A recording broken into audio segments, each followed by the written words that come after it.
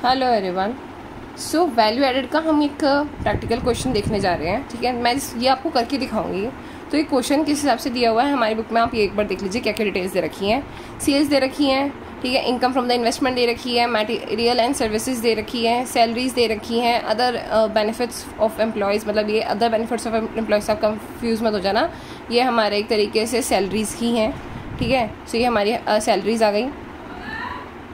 ठीक है, मैं लिख भी देती हूँ, ये हमारी सैलरीज आ गई। ठीक है, ये हमारा इनकम टैक्स है और जीएसटी है, इंटरेस्ट ऑन बोरोइंग्स है, डिविडेंड, डेप्रिसिएशन, प्रॉफिट रिटेन, ये हमारा प्रॉफिट रिटेन आ गया। ठीक है, इन सब के बेसिस पे हमें क्या बनाना है, हमें वैल्यू एडेड स्टेटमेंट निकालनी है। वैल्यू एडेड स्टेटमेंट का फॉर्मेट मैं आपको ऑलरेडी बता चुकी हूँ। ठीक है, सो क्विकली इसको मैं आपको सॉल्व करके दिखाती हूँ, फिर देखते हैं कि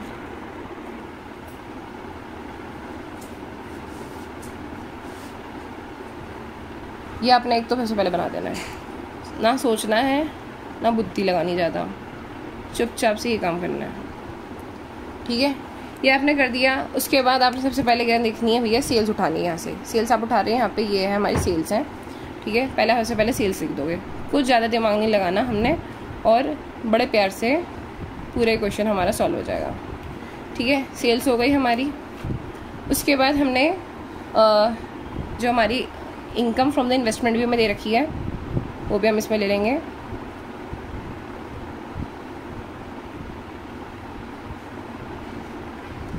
ठीक है, ये हमें दे रखी है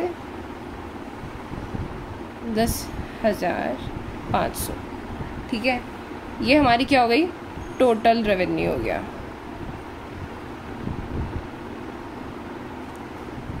इसको हम सम कर लेंगे, ये आपका आ गया।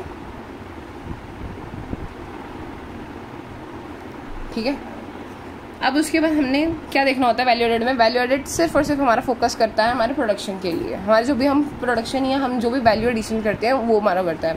सो जो हमारी इन हाउस जो भी हमारा खर्चा हुआ है वो हम इसमें इंक्लूड नहीं करते हैं। जो हमारा आउट ऑफ द हाउस जो है, आउट ऑफ द हाउस मतलब मैं बोलूँगी कि जिसके लिए मैंने बाहर जाके पैसे दिए हैं, ठीक है, that could be my raw material amount, ठीक है, costings of the raw material, ठीक है, या मैंने कुछ सर्विसेज बाहर से ली है, सो वो सारी चीज़ें मेरी इसमें से डिडक्ट हो जाएंगी। ठीक है, सो सैलरीज है, सैलरीज में यहाँ पे क्योंकि वो मेरे इन हाउस है, मैंने जो सैलरीज है वो मैंने अपने एम्प्लॉयज़ को दिए हैं, सो यहाँ पे सैलरीज अभी मैं कंसिडर नहीं करूँगी। ठीक है, other benefits of the employees है, मतलब मैं अपने एम्प्लॉयज़ को ही अदर बेनिफिट्स दे देती हूँ। अगर आप यहाँ से देख सकते हैं अदर बेनिफिट्स जो है मैंने अपने एम्प्लॉयज़ को ही दिए, तो मैं अभी इसको भी कंसिडर नहीं करूँगी। ये दोनों चीज़ें मैंने कंसिडर कर चुकी हूँ।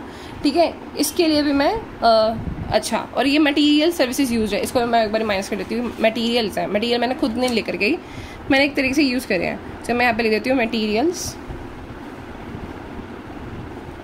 And services used.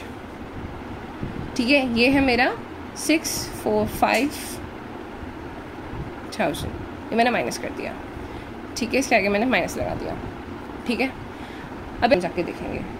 ठीक है, सैलरीज मैंने आपको बता दिया क्योंकि वो मेरी इन हाउस मैंने यूज़ करी है, तो मैं सैलरीज इसको कंसिडर नहीं करूँगी। आप यहाँ पे देखो, ये रही मेरी सैलरीज। ठीक है, सैलरीज इसको मैं अभी इसने नहीं ले रही, जो नहीं ले रही मैं उसको मैं अभी ब्रैकेट करके चलती हूँ। सॉरी एक मिनट, सैलरीज मेरा है ये। ठीक है, सैलरीज मेरी ये है, ये अदर मैंने बेनिफिट्स दिए हैं वो है। ठीक है, और उसके बाद है मेरा इनकम टैक्स। ठीक है, इनकम टैक्स भी क्या है, मेरी जो मैंने वैल्यू एडिशन करी, आपको एक बात समझनी चाहिए कि हम जो इनकम टैक्स देते हैं, जो मैंने जिसके ऊपर मेरा प्रोडक्शन था, जो मैंने वैल्यू जनरेट करी थी, उसके ऊपर मैं अपनी इनकम देती हूँ, तो वो मेरा outside out of the house नहीं होगा, मेरा इन हाउस ही होगा।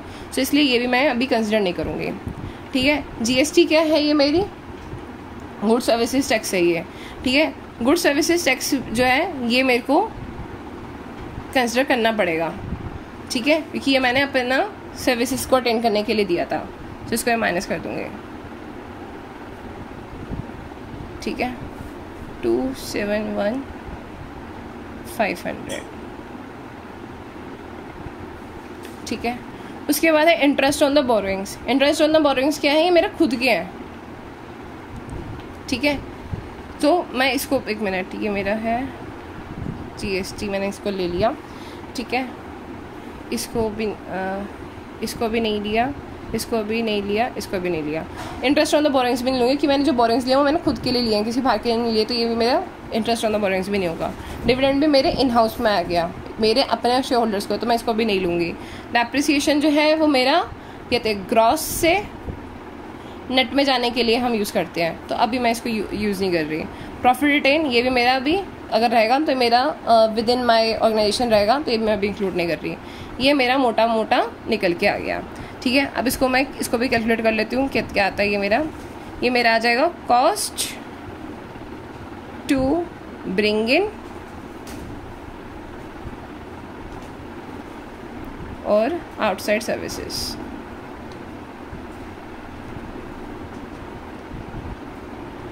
ठीक है, ये हेडिंग में मैं इसको टोटल कर दूंगी, टोटल है ये मेरा इसका, ठीक है। सो ये मेरा आ जाएगा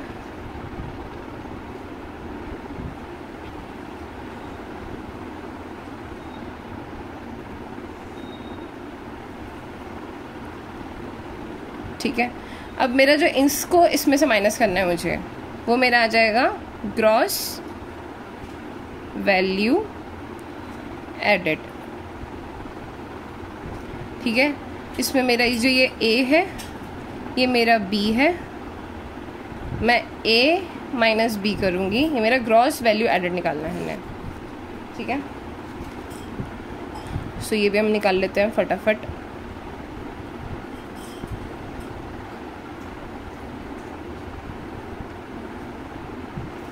ये मेरा ग्रॉस वैल्यू एडेड आ गया। ग्रॉस वैल्यू एडेड में से अब मैंने आपको जो बताया था ना डेप्रिसिएशन में यूज़ नहीं करूँगी, अब मेरे को नेट वैल्यू अगर निकालना होगा तो मैं उसके लिए ग्रॉस वैल्यू ये डेप्रिसिएशन माइनस कर दूँगी। अब मैं इसमें से माइनस करके दिखा देती हूँ डेप्रिसिएशन, ठीक है। डेप्रिसिएशन मैंने माइनस किया, कितना दिया हुआ था मुझे 49,500, इसको मुझे और फर्दर माइनस करना है।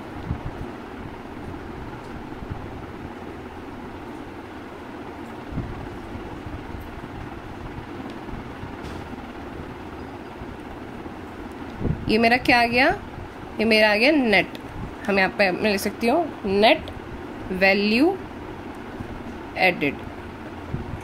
नेट वैल्यू एडेड भी निकाल लिया और ग्रॉस वैल्यू एडेड भी निकाल लिया, दोनों ही चीज़ें हमने निकाल ली हैं। अब मैं आपको ना, आप ये मान लो ये वाला क्वेश्चन अगर आपका आ गया, आपको पेपर करते टाइम में पता चल जाएगा कि ये आपका पूरा क्वेश्चन सही हुआ है या नहीं हुआ, कि आंसर इसी में ही है, ठीक है। ये इस क्वेश्चन की बहुत खास बात है, मतलब आपको डाउट में रहना पड़ेगा कि आपने अच्छे नंबर से पास होना है या बुरे नंबर से पास होना है, ये आपको तभी पता चल जाएगा। सो हमने क्या क्या निकाल लिया है, ग्रॉस वैल्यू एडेड हमारा आ गया है और नेट वैल्यू एडेड हमारा आ गया है, ठीक है। अब हमें क्या करना है, application of the value added भी बना के देख लेते हैं। उसने कि बोला नहीं है, उसने सिर्फ स्टेटमेंट बनाने को बोला है, बट मैं application of the value added बना करके आपको चेक करवा दूंगी कि आपका आंसर सही है। अब आपने जो चीज़ छोड़ी थी ना वो सब ऐड कर दो, बस ये काम करना है। इसमें क्या होता है, इसमें आप ये दिखाते हो कि आपका जो वैल्यू एडिशन आया है वो आपकी जो भी आपने प्रोडक्शन की थी आपके बिजनेस से कितना है, ये मतलब एक तरीके से आप ये दिखाते हो आपके बिजनेस से कितना है। ये सब चीज़ें जो थी ना, इसमें आपकी इनकम में बाहर वालों का कितना रोल था ये वो दिखाया। अब आप एक तरीके से दिखा रहे हो कि आपकी जो इनकम जनरेट या आपका जो प्रॉफिट जनरेट हुआ है उसमें आपके जो अंदर के बंदे थे, अंदर के बंदे यहाँ पे मतलब जैसे एम्प्लॉयज़ हो गए, ठीक है, या हम बोलेंगे शेयर होल्डर्स हो गए, ठीक है, डिबेंचर होल्डर्स हो गए, जहाँ जिन्होंने मतलब जो हमारी विद इन कंपनी के जो भी पर्सन थे उनका क्या क्या रोल रहा वो आपको एप्लीकेशन ऑफ वैल्यू एडेड में पता चल जाएगा। इसमें भी आप क्या करेंगे, बिना दिमाग लगाते हुए, बिना दिमाग इन द सेंस मैं यहाँ पे ये कहना चाह रही हूँ बिना स्ट्रेस लिए, ये मैं बोलना है कि दिमाग आप लगा नहीं रहे हैं, दिमाग तो लगाने पड़ेगा, ठीक है। Particulars and amount. अब छोड़ा क्या क्या था हमने, सैलरी छोड़ी थी, लिख दो कितनी थी, 1-2। उसके बाद हमने क्या छोड़ा था, other benefit of the employees, लिख दो।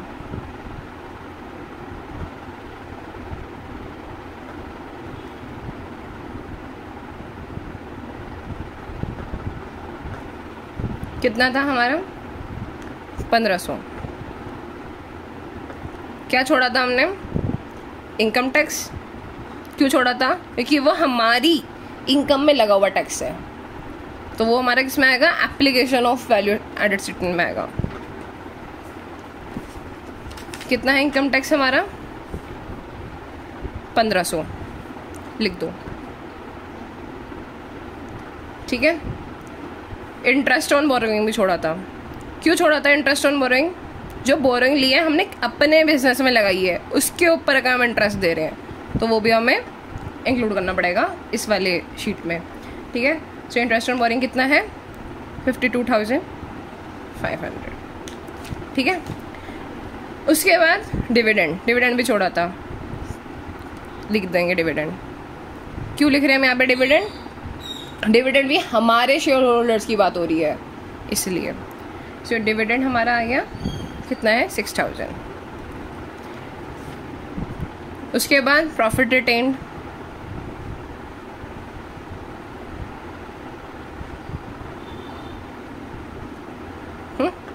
प्रॉफिट रिटेन हमारा कितना है? 4,500। इनको प्लस करो,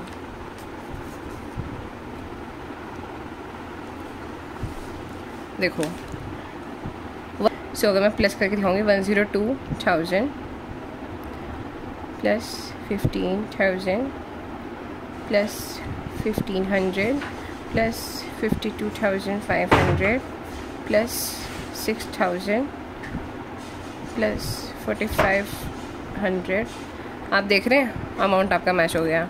अब आप बोलोगे कि दीक्षा ये हमारा मैच हो रहा है किससे? 18,150, ठीक है। तो अब आप सोचो ये क्या निकला है? ऊपर तो ये हमारा नेट वैल्यू एडेड था। अब आप बोलोगे दीक्षा हमारा ग्रॉस वैल्यू एडेड तो निकला ही नहीं, हमारा पहले नेट वैल्यू एडेड क्यों निकला?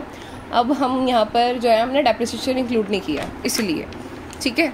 तो हमारा इसमें पहले क्या आएगा? नेट वैल्यू एडेड पहले कैलकुलेट होगा। अब इसमें आप अपना डेप्रिसिएशन ऐड कर दो, ठीक है। ये भी मैं आपको करके दिखाती हूँ।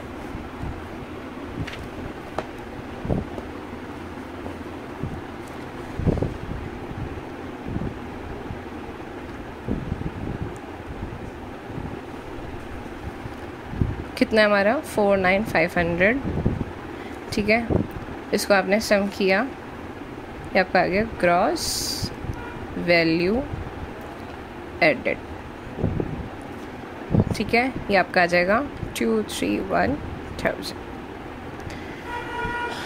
मैच मैच मैच मैच, पूरे नंबर, कोई आपके नंबर इसमें नहीं काट सकता। 101% आपका ये क्वेश्चन सही हुआ है। समझ गए? मैं आपको फिर से ही गो थ्रू करा देती हूँ कैसे किया। शांति से करोगे सब आंसर मिलेगा। शांति होनी ज़रूरी है, कुछ ज़्यादा सोचना ही नहीं है, इतना इजी है ना ये, एक बार में आपको समझ आएगा। सेल्स पहले लिख दो आंखें बंद करके, उसके बाद कोई इनकम है, इनकम पहले लिख दो, दोनों आपकी हो गई टोटल रेवेन्यू। सीधा हमें देखना है आउटसाइडर्स की कॉस्ट सारी माइनस करनी है, सीधा, कुछ नहीं देखना कौन सा बंदा कौन सा ये नहीं, कुछ नहीं, आउटसाइडर्स को उठाना है। आउटसाइडर्स में क्या क्या है? मटेरियल एंड सर्विसेज यूज़ करी गई है, मैंने यूज़ करी है, इसका मतलब बाहर से ली होगी, माइनस कर दी। जीएसटी है, गुड्स एंड सर्विसेज पे लगता है, ठीक है, मेरी इनकम में नहीं लग रहा तो मैं माइनस कर दूँगी, ठीक है। उसके बाद ये सब मेरा आ गया कितना, जो टोटल कॉस्ट थी, इसमें से ये माइनस किया, ये मेरा ग्रॉस वैल्यू एडेड आ गया। ग्रॉस वैल्यू एडेड में से डेप्रिसिएशन माइनस किया, मेरा नेट वैल्यू एडेड आ गया। ग्रॉस से नेट में जाने के लिए डेप्रिसिएशन माइनस करते हैं, नेट से ग्रॉस में जाने के लिए डेप्रिसिएशन प्लस करते हैं। एप्लीकेशन ऑफ वैल्यू एडेड करके दिखाया कि मेरा वैल्यू एडेड जो है किस किस से बन रहा है, जो मेरी इनकम जनरेट हो रही है उसमें किस किस की वजह से जो है मेरी इनकम हो रही है। सो मैंने जो एम्प्लॉयज़ को सैलरीज दी उसकी वजह से हो रही है, सैलरीज इंक्लूड करी, जो मैंने उनको बेनिफिट्स दिए वो करा, जो मैंने इनकम टैक्स भरा है अपने इनकम के लिए वो दिया, ठीक है। इंटरेस्ट ऑन बोरोइंग्स जो है, जो मैंने बोरोइंग्स दी उसके ऊपर जो इंटरेस्ट मैंने लगाया वो, डिविडेंड जो मैंने शेयर होल्डर से पैसे उठाए उसके ऊपर जो डिविडेंड दिया वो, प्रॉफिट ऑन रिटेन कि मैंने जो प्रॉफिट कमाया वापसी उसको जो मैंने अपने बिजनेस में लगाया वो, इन सबको प्लस किया, that would be matching with your value added वाला नंबर, ठीक है। नेट से नेट मैच हो गया, इसमें फिर से आपने डेप्रिसिएशन ऐड किया, सो ये आपका ग्रॉस आ गया, ठीक है, आई होप आपको अभी ये क्वेश्चन अच्छे से समझ आ गया होगा। Thank you so much, keep learning, keep supporting.